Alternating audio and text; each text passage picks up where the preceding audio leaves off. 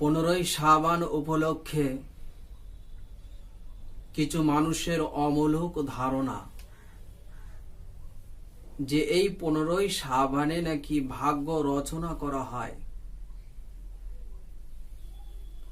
তাই মানুষ ভাগ্যকে সুপ্রসন্ন করার জন্য বিভিন্ন রকম ভাবে তারা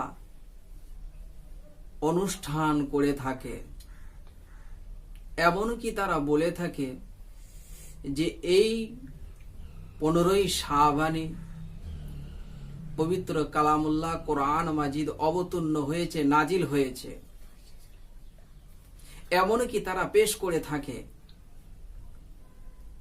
মহান আল্লাহ রাব্বুল আলামিন সূরাতুদ দুখানের মধ্যে বলেন, ইন্না আনজালনাহু ফি লাইলাতিন মুবারাকাতিন ইন্না কুন্না মুনজিরিন। ইন্না আনজালনাহু ফি লাইলাতিন মুবারাকাতিন, আমি এই কিতাব বরকতময় রাত্রে নাজিল করেছি। ইন্না কুন্না মুনজিরিন, আমি তো সতর্ককারী।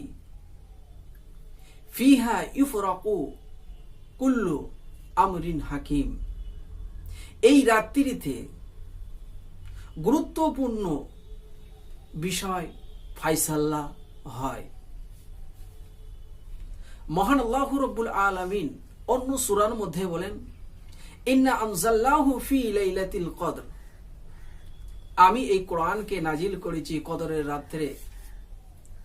আবারও আল্লাহ রাব্বুল আলামিন অন্য সূরার মধ্যে বলেন, শাহরু রমাজান আল্লাযী উনজিলা ফীহিল কোরআন, আমি এই কোরআনকে নাজিল করেছি রমজান মাসে।